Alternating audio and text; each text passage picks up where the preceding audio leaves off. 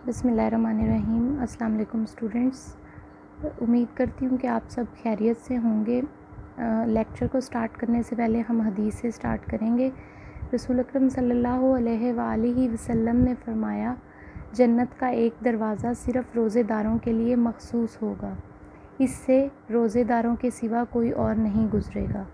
अब हदीस के बाद हम लेक्चर की तरफ आएंगे। आज जो हम चैप्टर स्टार्ट करेंगे वो है 4th chapter sport and movement. 3rd chapter जो है वो लेंथी है, उसको इस चैप्टर के बाद स्टार्ट करेंगे। इस चैप्टर में जो हम मेन कॉन्सेप्ट डिस्कस करेंगे वो है ह्यूमन स्केलेटन, उसके बाद टाइप्स ऑफ जॉइंट्स और muscles and movements, disorder of skeleton system. तो ये सारे टॉपिक हम डिस्कस करेंगे। अभी हम स्टार्ट करते हैं।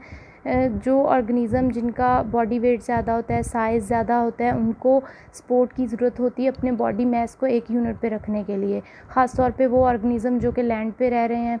अब आपको पता है कि मूवमेंट और लोकोमोशन जो है वो एनिमल की एक करैक्टरिस्टिक है। अब कोई भी एनिमल है या ऑर्गेनिज़म है वो उनमें मूवमेंट भी होती है, लोकोमोशन भी होती है। मूवमेंट जो है जनरल टर्म यूज़ की जाती है, इसका मतलब है कोई भी जगह चेंज करना या पोजीशन पूरी बॉडी की चेंज होना या कोई भी बॉडी के किसी पार्ट में मूवमेंट उसकी क्या लें चेंज होना, उसको क्या कहेंगे हम मूवमेंट कहेंगे। अब नेक्स्ट मूवमेंट की 2 टाइप्स हैं। एक तो मूवमेंट ऑफ बॉडी पार्ट्स, मतलब जो बॉडी पार्ट्स हैं उनकी मूवमेंट, और दूसरी है लोकोमोशन। तो दोनों में डिफरेंस है। Body part for example body के जो आपके ऑर्गन हैं, अगर हम हाथ हिला रहे हैं तो वो, या फिर टांग हिला रहे हैं, वो हमारे बॉडी पार्ट्स की मूवमेंट है। जो कि लोकोमोशन है उसमें जो एनिमल है या ऑर्गेनिज़म है वो कम्प्लीटली एक जगह से दूसरी जगह मूव कर जाता है, तो उसको कहेंगे हम लोकोमोशन। अब इस चैप्टर में हम ह्यूमन स्केलेटन सिस्टम को डिस्कस करेंगे कि वो किस तरह से स्पोर्ट और मूवमेंट में हेल्प कर रहा होता है। तो हम टॉपिक स्टार्ट करेंगे ह्यूमन स्केलेटन। ह्यूमन स्केलेटन को हम किस तरह से डिफ़ाइन करेंगे।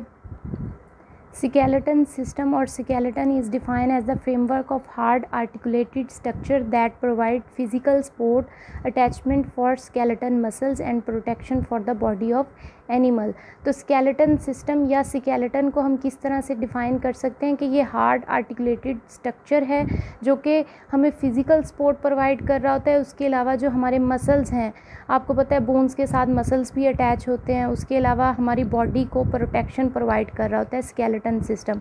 अगर फॉर एग्ज़ाम्पल हमारा स्केलेटन सिस्टम ना हो तो हम क्या हैं, एक कह लें बैग है गोश्त का या एक थैला है। अगर बॉडी के अंदर हड्डियाँ ही ना हो तो किस तरह से हमारी सपोर्ट मुमकिन है, किस तरह से हमारी बॉडी मूव कर सकती है एक जगह से दूसरी जगह। Like other vertebrates human skeleton is inside of body. अब वो स्केलेटन ह्यूमंस में क्या है, जो स्केलेटन है वो बॉडी के इनसाइड है, मतलब बॉडी के अंदर। इसको क्या कहेंगे, एंडोस्केलेटन। एक होता है एक्सोस्केलेटन। ये आर्थ्रोपोड्स जैसे कि कॉकरोच, उनका क्या होता है, जो स्केलेटन होता है वो बॉडी के बाहर होता है, तो उनको उस स्केलेटन को एक्सोस्केलेटन कहेंगे। लेकिन ह्यूमन में और एनिमल में जो स्केलेटन है वो बॉडी के अंदर होता है, तो इसको क्या कहेंगे, एंडोस्केलेटन। अब जो लिविंग बॉडी के अंदर स्केलेटन है वो अलाइव ही होता है, क्योंकि बोन्स और कार्टिलेज जो होती हैं वो लिविंग सेल से ही मिलके बनी हैं। उसके अलावा नर्व सेल्स होते हैं और ब्लड वेसल्स, वो भी बोन्स और कार्टिलेज में होती हैं। और बोन्स और के अंदर एबिलिटी होती है कि वो ग्रो कर सकें और अपने आप को रिपेयर कर सकें। तो हमने यहाँ पे ह्यूमन स्केलेटन पढ़ा कि ह्यूमन स्केलेटन होता क्या है। ये हार्ड आर्टिकुलेटेड स्ट्रक्चर होता है जो कि हमें सपोर्ट प्रोवाइड कर रहा होता है। उसके अलावा स्केलेटन मसल्स भी अटैच हो रहे होते हैं और प्रोटेक्शन भी प्रोवाइड करता है। उसके अलावा जो ह्यूमन स्केलेटन है वो क्या है, एंडोस्केलेटन है। कुछ आर्थ्रोपोड्स में क्या है कि जो स्केलेटन है वो आउटसाइड द बॉडी होता है, उनको क्या कहते हैं, एक्सोस्केलेटन। अब जो ह्यूमन स्केलेटन है वो क्या है, लिविंग, ज़्यादातर लिविंग है, क्योंकि ये जो है बोन्स जो हैं वो लिविंग सेल से मिलके बनी है। नर्व सेल्स होते हैं, ब्लड वेसल्स होते हैं, यही सारा हमने इसमें डिस्कस किया। नेक्स्ट हम डिस्कस करेंगे role of skeleton system. Skeleton system का क्या रोल है। अब स्केलेटन सिस्टम का जो मेन फंक्शन है वो क्या है, प्रोटेक्शन प्रोवाइड करना, सपोर्ट प्रोवाइड करना और मूवमेंट प्रोवाइड करना। प्रोटेक्शन किस तरह से, बहुत सारे ऐसे पार्ट हैं स्केलेटन सिस्टम के जो कि हमारे बॉडी के जो ऑर्गन हैं उनको प्रोटेक्ट कर रहे होते हैं। जैसे कि फॉर एग्जांपल जो स्कल है वो ब्रेन को प्रोटेक्ट कर रही होती हैं। उसके अलावा जो रिब्स हैं वो लंग्स और हार्ट को प्रोटेक्ट कर रहे होते हैं। तो बहुत सारे स्केलेटन सिस्टम के पार्ट हैं जो बॉडी ऑर्गन को प्रोटेक्ट कर रहे होते हैं। उसके अलावा सपोर्ट प्रोवाइड करते हैं और मूवमेंट में भी ये हेल्प करता है। अब जो हमारा स्केलेटन है ये क्या करता है, मस्कुलर सिस्टम के साथ भी रिलेट करता है। वो किस तरह से बहुत सारे मसल्स जो हैं जो अटैच है बोन्स के साथ। फॉर एग्जांपल हमारे ये आर्म में जो मसल्स है बाइसेप ट्राइसेप, ये भी बोन्स के साथ अटैच होता है। इसकी वजह से क्या होती है, मूवमेंट होती है। उसके अलावा सिमिलरली जो स्केलेटन है वो क्या करता है, हमारे बॉडी ऑर्गन को भी प्रोटेक्ट कर रहा होता है। जैसे कि अभी मैंने बताया कि जो स्कल है वो ब्रेन को प्रोटेक्ट करती है। उसके अलावा वर्टिब्रल कॉलम, ये जो हमारी रीढ़ की हड्डी होती है, ये स्पाइनल कॉर्ड को प्रोटेक्ट कर रही होती है। स्पाइनल कॉर्ड यहाँ ब्रेन जहाँ पे ख़त्म होगा नीचे से स्पाइनल कॉर्ड अराइज हो रही होती है, तो इसको प्रोटेक्ट कर रही होती है कौन, वर्टिब्रल कॉलम। उसके अलावा जो रिब्स हैं, रिब्स कहते हैं पसलियों को, ये हमारे जो लंग्स हैं। और उसके अलावा कल हमने किडनी का भी पढ़ा था कि जो लास्ट पेयर है किडनी, वो किडनी रिब्स का, वो किडनी को प्रोटेक्ट कर रहा होता है। उसके अलावा हार्ट को प्रोटेक्ट कर रही होती हैं रिब्स। तो ये उसके अलावा जो वर्टिब्रल कॉलम है उसकी वजह से हमारे पूरे बॉडी मैस को सपोर्ट प्रोवाइड होती है रीढ़ की हड्डी की वजह से।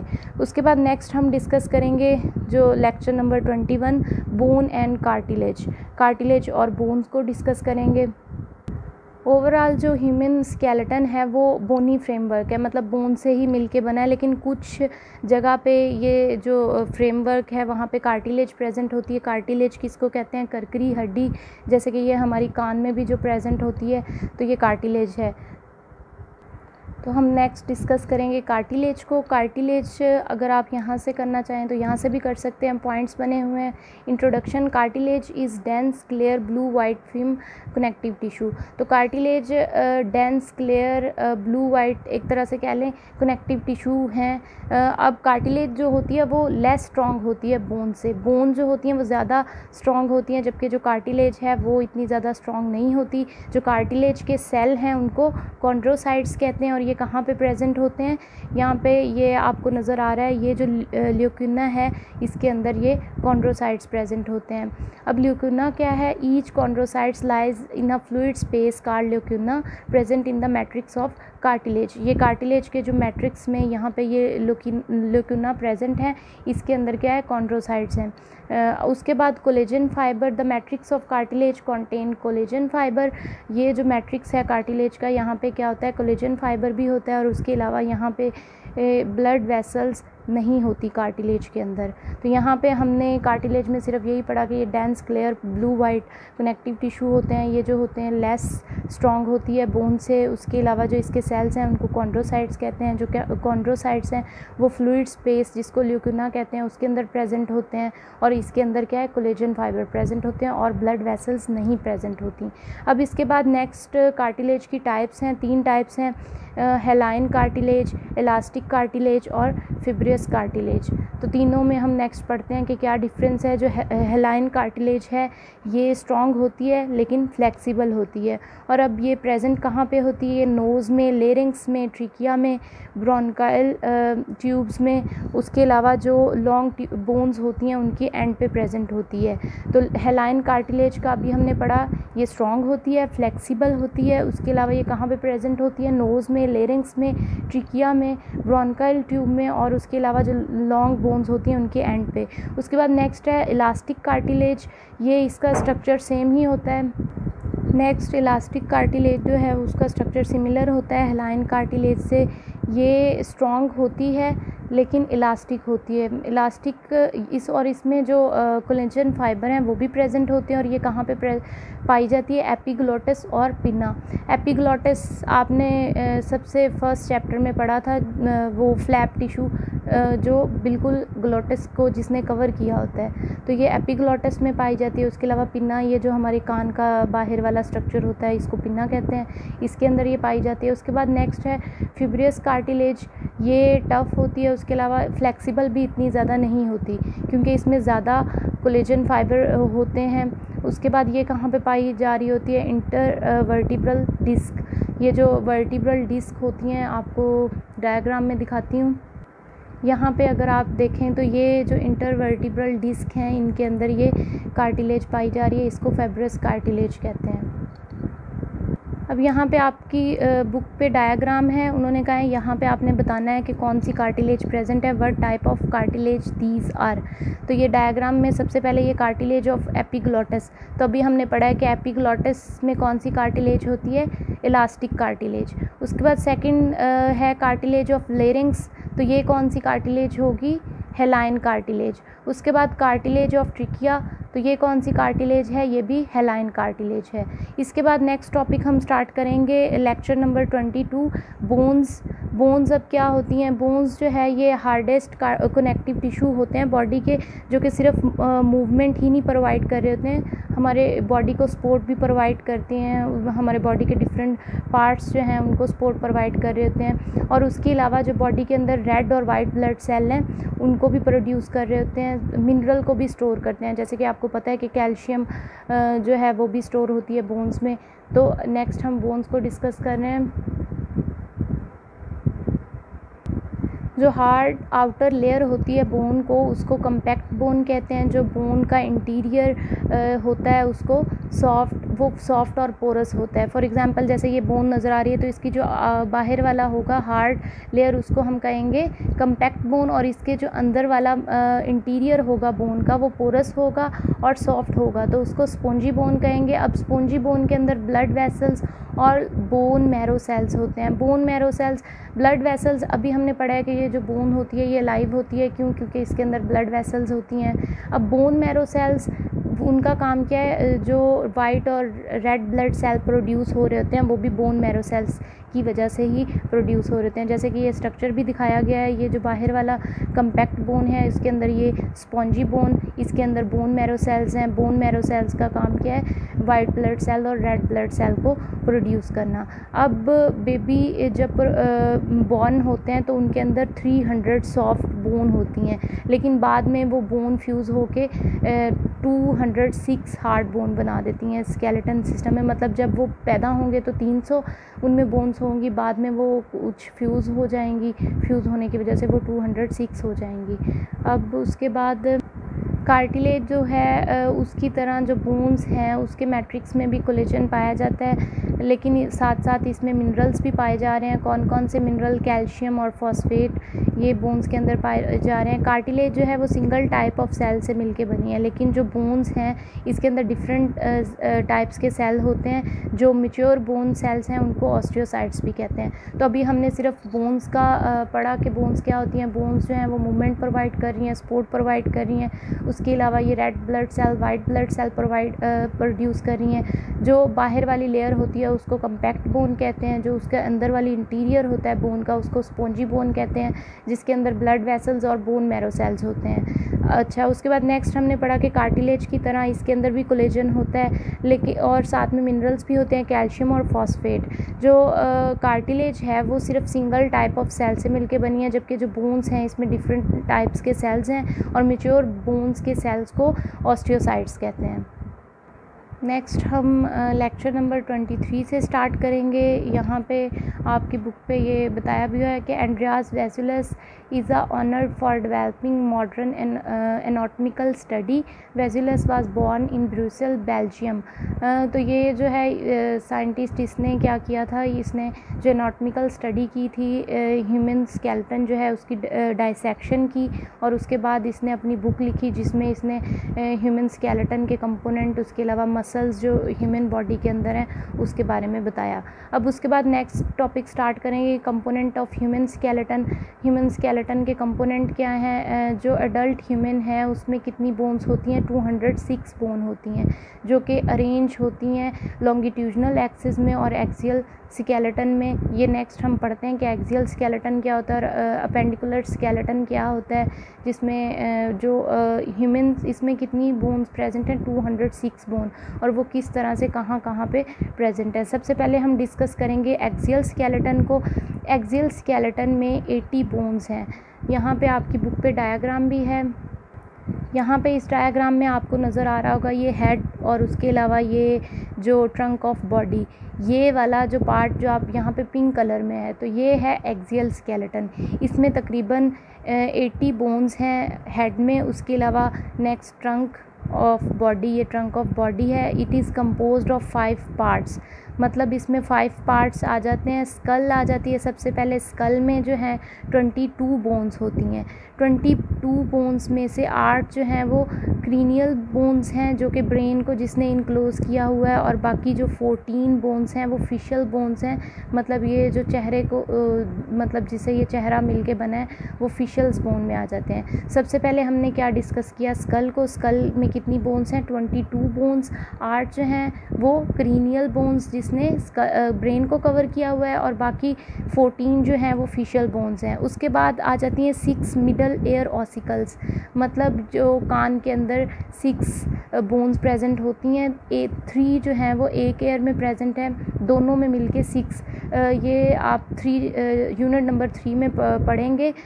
3 बोन्स होती हैं, मेलियस, इंकस और स्टेप्स। तो वो तीनों बोन्स जो हैं वो कान के अंदर प्रेजेंट होती है, तो दोनों में वो 6 बोन होती हैं। उसके बाद नेक में हायोइड बोन प्रेजेंट होती है, और वर्टिब्रल कॉलम, ये जो वर्टिब्रल कॉलम है उसके अंदर 26 बोन्स होती हैं। उसके अलावा चेस्ट जो है वो भी चेस्ट बोन से मिलके बनी है, और उसके अलावा 24 रिब्स, मतलब 12 पेयर्स जो हैं ये रिब्स के होते हैं। तो ये सारा किस में आ जाएगा? एक्सियल स्केलेटन में। अभी हमने एक्सियल स्केलेटन में पढ़ा टोटल कितनी बोन्स होती हैं? 80 बोन्स होती हैं।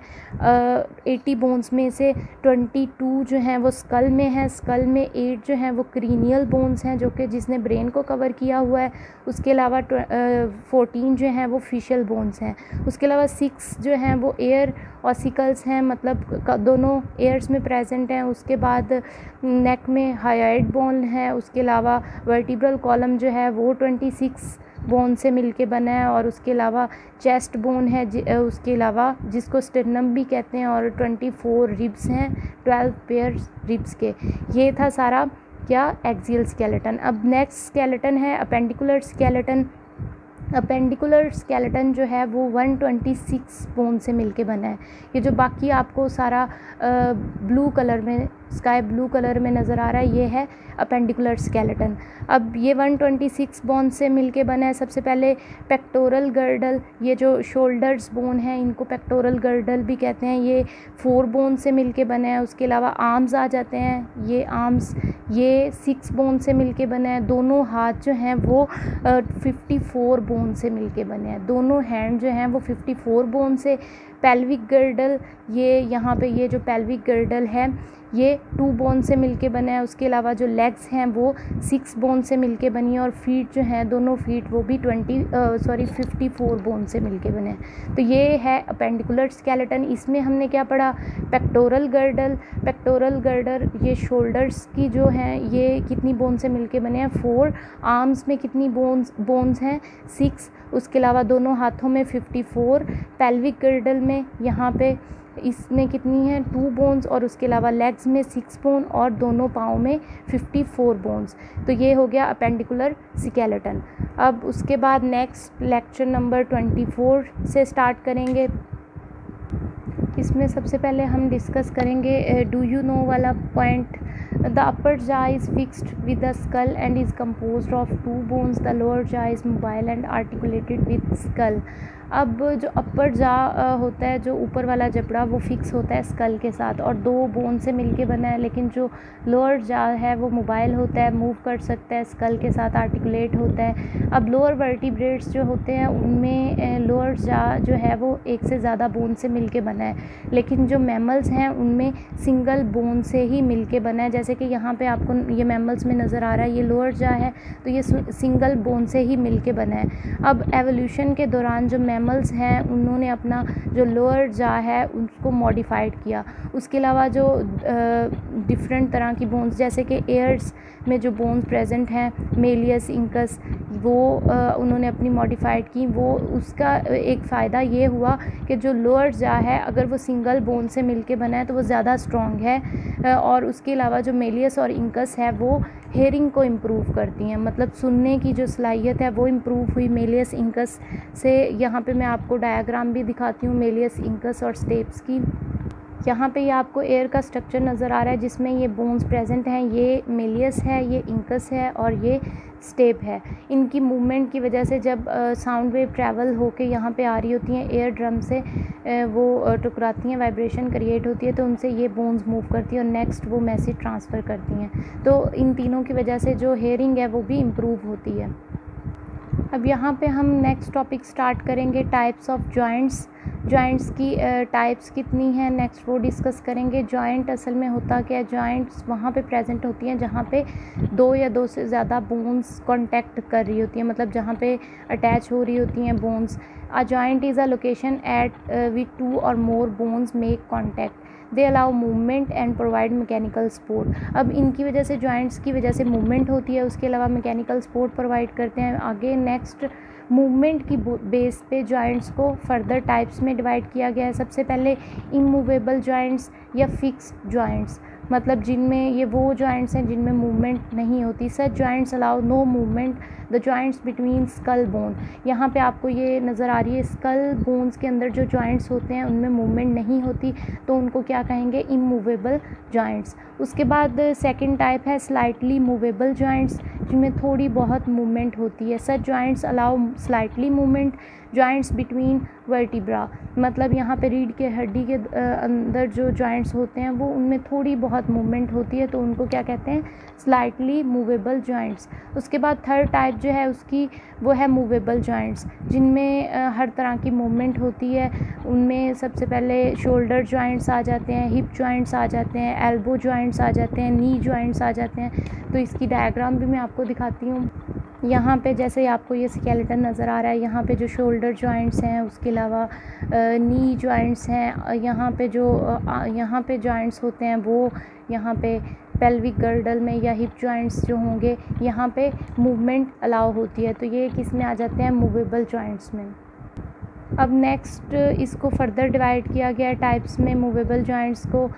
इसकी मेन टाइप्स में आ जाता है हिंज जॉइंट्स और बॉल एंड सॉकेट जॉइंट्स। सबसे पहले हिंज जॉइंट्स को डिस्कस करेंगे।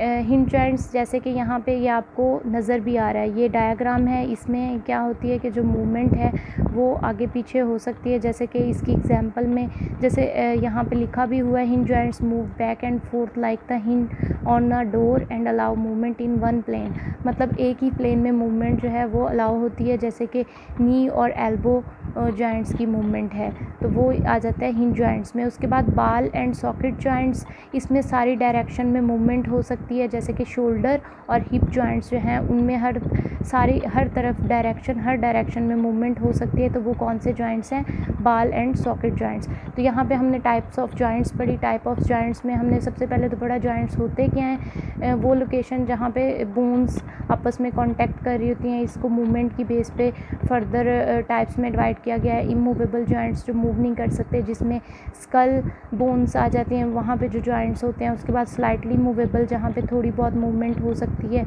वो वर्टिब्रा के जो जॉइंट्स हैं वो उसकी एग्जांपल में। फिर मूवेबल जॉइंट्स जहाँ पे मूवमेंट हो सकती है, उसमें shoulder joints, hip joints, elbow और नी जॉइंट्स आ जाते हैं। तो उसके आगे फर्दर टाइप्स थी हिंज जॉइंट्स, जो कि एक ही प्लेन में जिनकी मूवमेंट होती है, जिसमें नी और एल्बो जॉइंट्स आ जाते हैं। फिर next ball and socket joints, जिनमें हर तरह की डायरेक्शन की तरफ मूवमेंट होती है, जिसमें शोल्डर और हिप जॉइंट्स आ जाते हैं। अब उसके बाद नेक्स्ट हम डिस्कस करेंगे role of tendons and ligament. सबसे पहले तो हम देखेंगे कि टेंडन्स और लिगामेंट होते क्या हैं। ये असल में कनेक्टिव टिश्यू के ही बैंड्स होते हैं। ये जैसे कि यहाँ पे बोन है, ये बोन मसल्स के साथ अटैच हो रही है, यहाँ से इस पॉइंट को कहेंगे टेंडन, मतलब वो कनेक्टिव टिश्यू जिसके ज़रिए बोन मसल्स के साथ अटैच होगी उसको कहेंगे टेंडन। और लिगामेंट जहाँ पे दो बोन्स आपस में अटैच हो रही हैं, उनके दरमियान जो कनेक्टिव टिश्यू होंगे उनको कहेंगे लिगामेंट्स। तो अब यहाँ पे डिटेल डिस्कस करते हैं। Tendons and ligaments are bands of connective tissue made up of collagen. Tendons are tough bands and attach muscle to the bone.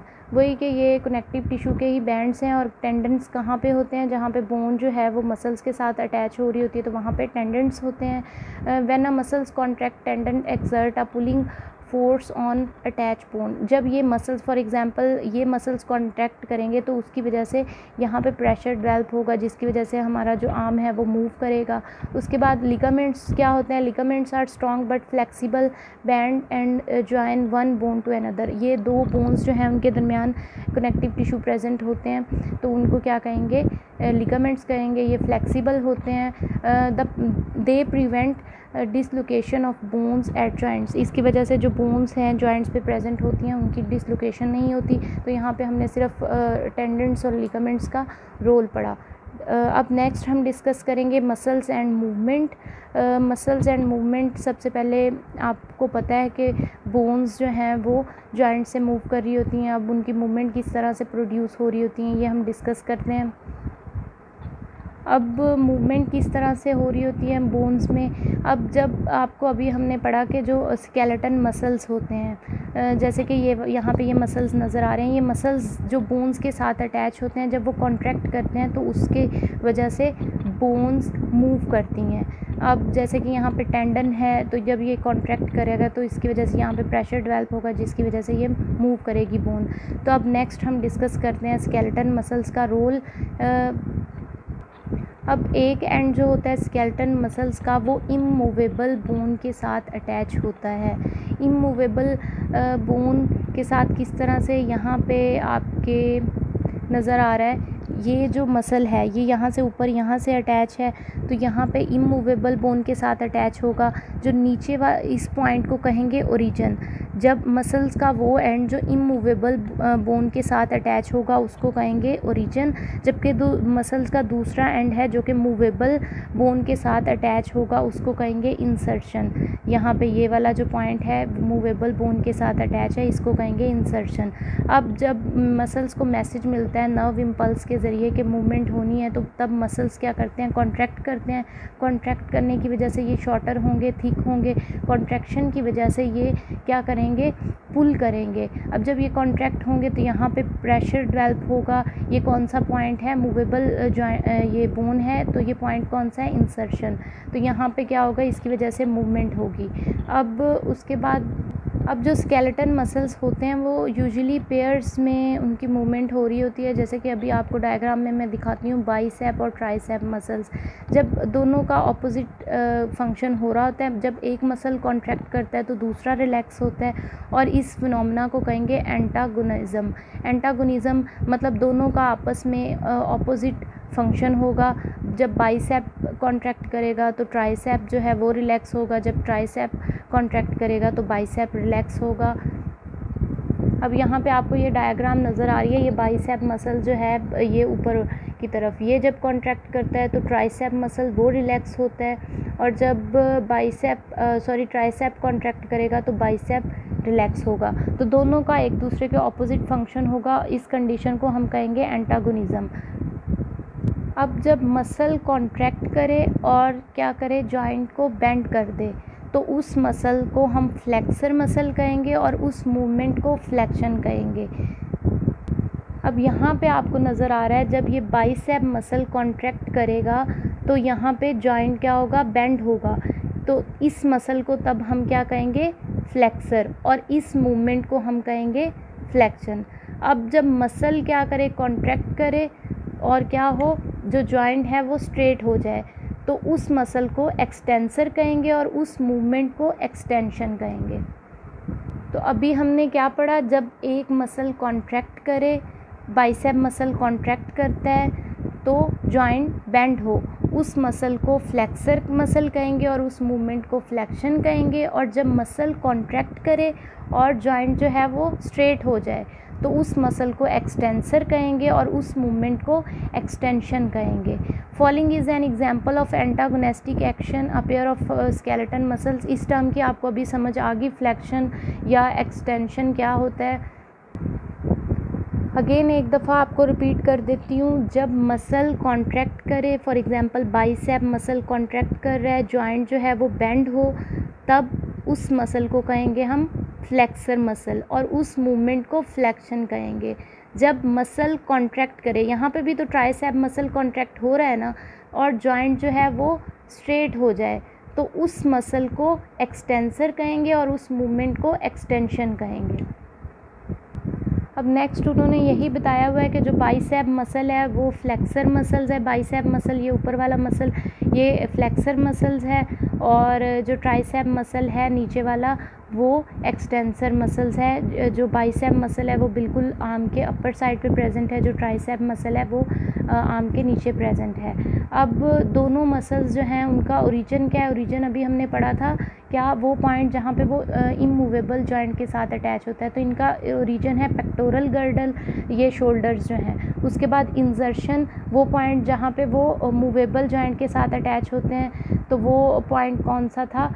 वो फोर आर्म, यहाँ पे आर्म्स के साथ यहाँ पे ये वाला पॉइंट जो है, यहाँ पे ये जो है ये ओरिजिन है, और ये क्या है? इंजर्शन है दोनों मसल्स का। उसके बाद अब नेक्स्ट उन्होंने कहा है कि जब बाइसेप मसल कॉन्ट्रैक्ट करता है, बाइसेप मसल्स ये वाला, तो तब क्या होता है? ये यहाँ पे इंसर्शन पॉइंट की वजह से आगे नेक्स्ट ये जो आर्म है ये पुल होगा ऊपर की तरफ, और क्या होगा? इस मूवमेंट के दौरान जो है ट्राइसेप मसल जो है वो रिलैक्स होगा बिल्कुल। लेकिन जब ट्राइसेप मसल्स कॉन्ट्रैक्ट करता है, जो फोर आर्म है वो नीचे की तरफ पुल होगा, बिल्कुल स्ट्रेट होगा। अब यहाँ पे क्या हो रही है? एक्सटेंशन हो रही है एल्बो जॉइंट्स पे, और इस टाइम क्या होगा? जो बाइसेप मसल्स है वो बिल्कुल रिलैक्स होगा।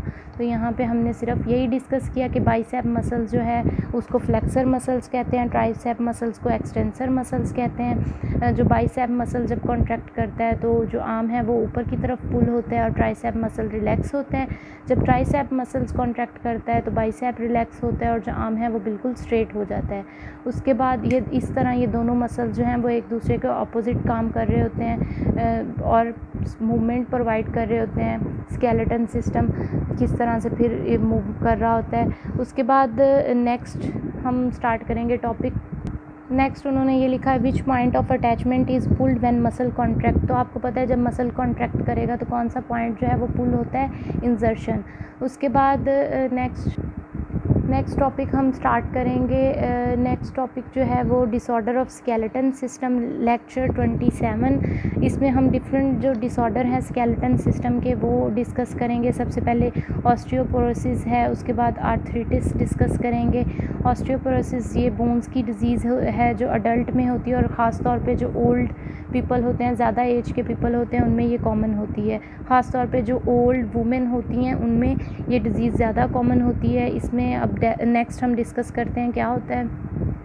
इस डिज़ीज़ में क्या होता है कि जो बोन्स की डेंसिटी है वो डिक्रीज़ हो जाती है, क्योंकि कैल्शियम और फास्फोरस की कमी की वजह से, उनकी लॉस की वजह से, या फिर मल न्यूट्रिशन की वजह से। मल न्यूट्रिशन आपने 9th क्लास में भी पढ़ा है कि क्या होता है? लैक ऑफ प्रोटीन और विटामिन सी या प्रोटीन की कमी की वजह से, या फिर फिज़िकल एक्टिविटी कम होने की वजह से, या फिर डेफिशिएंसी ऑफ एस्ट्रोजन हार्मोन जो होता है उसकी डेफिशिएंसी की वजह से।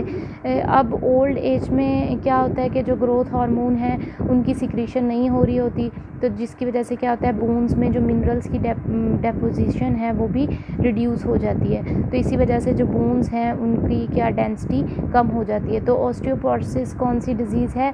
ये ओल्ड